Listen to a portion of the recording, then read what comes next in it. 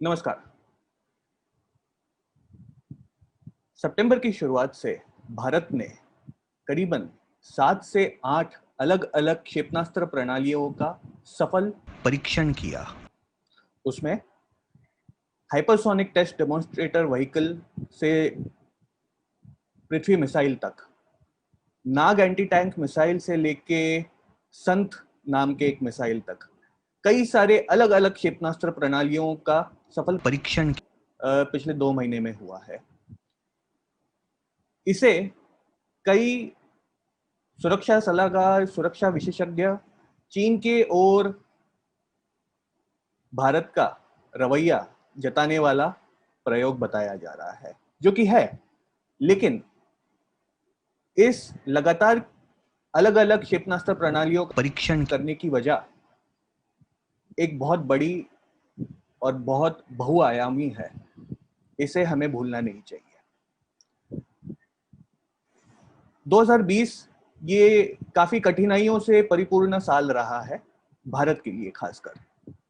शुरुआत में दिल्ली में हुए आतंकवादी दंगों से लेके कोविड-19 के प्रकोप तक, गलवान में चीन के साथ हुए घमासान से लेके अभी दुनिया भर में अमेरिकी इलेक्शंस के कगार पे हो रही राजनीतिक उलथापालथ, इससे भारत ने बहुत कुछ सीखा है। और सबसे बड़ी सीख जो भारत को मिली है वो है आत्मनिर्भरता की। आत्मनिर्भरता को भारत ने और भारत के कई विशेषज्ञों ने अपने पॉलिसी पेपर्स में या फिर अपनी योजनाओं में एक बहुत बड़ा स्थान कई वर्षों से दिया था। लेकिन इस साल जो चुनौतियां उपस्थित हुई है, उस चुनौतियों ने हमें इंडिजिनाइजेशन को, आत्मनिर्भरता को कई ज्यादा सीरियसली लेने पे विवश किया है। इसका परिणाम भारत की क्षेपणास्त्र प्रणाली पे हुआ है क्या? नहीं, ऐसा नहीं कहा जा सकता। कई वर्षों से डीआरडीओ और मिनिस्ट्री ऑफ डिफेंस की जो प्रोडक्शन आर्म है, इन्होंने एक ठान लिया था कि भारत आने वाले समय में क्षेपणास्त्र और अस्त्र शस्त्र के निर्यात करने वाले देशों में शामिल होने जा रहा है। India wanted to become a net exporter of defence systems. और एक्सपोर्ट अगर हमें करना है तो हमें कई सारी अलग-अलग प्रणालियों का सफल परीक्षण करके उसको दुनिया में एक संदेश जताने की कोशिश करनी है। तो इस लिहाज से ये जो क्षेपणास्त्र प्रणालियों का परीक्षण है, ये सिर्फ चीन को इशारा नहीं है, ये पूरी दुनिया को इशारा है कि भारत आने वाले समय में आपको बहुत ही सटीक, बहुत ही इफेक्टिव और किफायतीमंद डिफेंस सिस्टम्स पेश करने की कोशिश करेगा।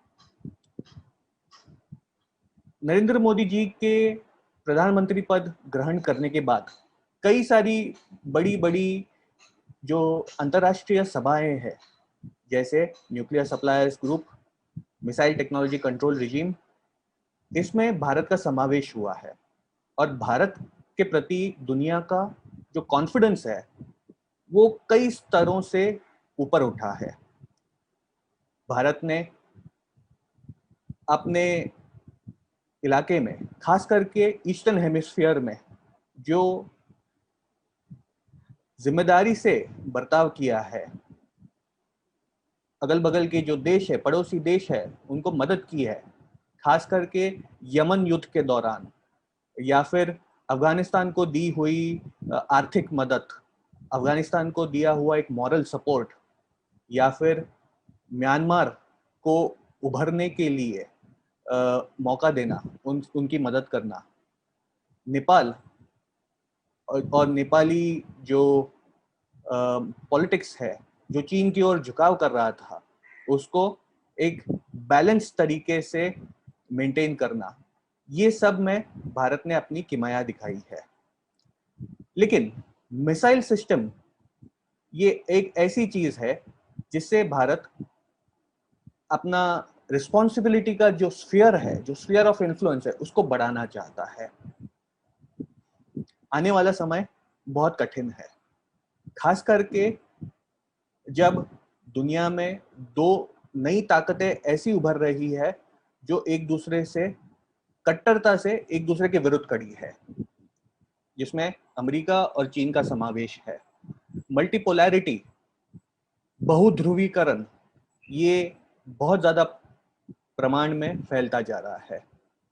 इसकी वजह से रूस, भारत, यूरोप, ऑस्ट्रेलिया, जापान, ये सारे देश अपनी अपनी सुरक्षा रणनीति में फेरबदल करने की कोशिश कर रहे हैं। जो इकोनॉमिकली अनस्टेबल या फिर इकोनॉमिकली पुअरर कंट्रीज है, खास करके ग्लोबल साउथ में, जिसमें अफ्रीका आता है, दक्षिण अमेरिका आता है, या फिर आसियान रीजन के कुछ देश आते हैं, इन देशों को सुरक्षा प्रदान करने के लिए भारत आगे आ सकता है। और 20वीं शताब्दी में जब ये सारे देश रूसी या फिर अमेरिकी या फिर यूरोपीय डिफेंस सिस्टम्स पे निर्भर थे, उनको एक थोड़े से cost effective as well as impactful weapons provide करने की कोशिश भारत कर सकता है। दुनिया भर में क्षेपणास्त्र प्रणालियों का जो मार्केट है वो करीबन $70 बिलियन की कगार पे आ सकता है साल 2025 तक।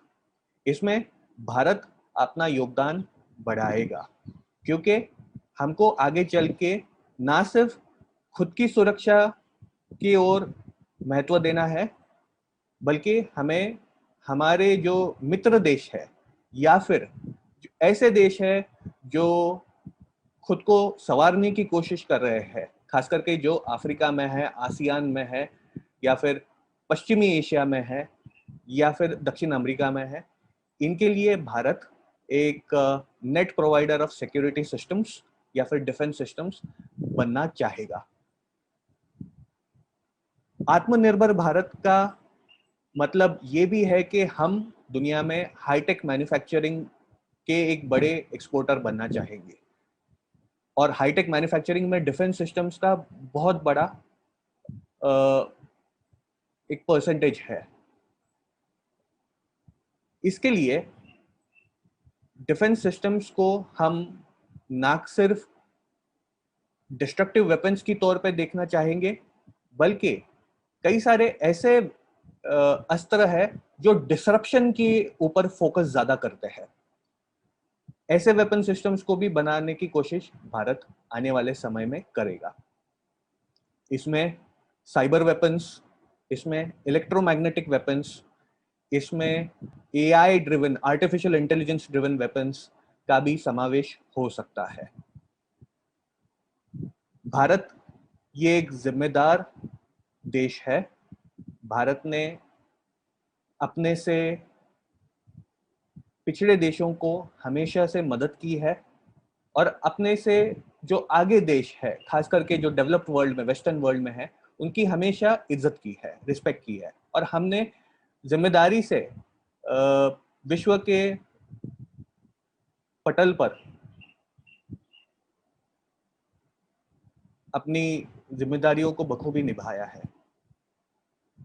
लेकिन आने वाले समय के जो चैलेंजेस है, उन चैलेंजेस को नज़र में रखते हुए और ध्यान में रखते हुए हमें अपने को आत्मनिर्भर बनाना है, और अपने को खुद को नेट एक्सपोर्टर भी बनाना है, और इसमें मिसाइल सिस्टम्स का एक बहुत बड़ा हाथ रहने वाला है। धन्यवाद।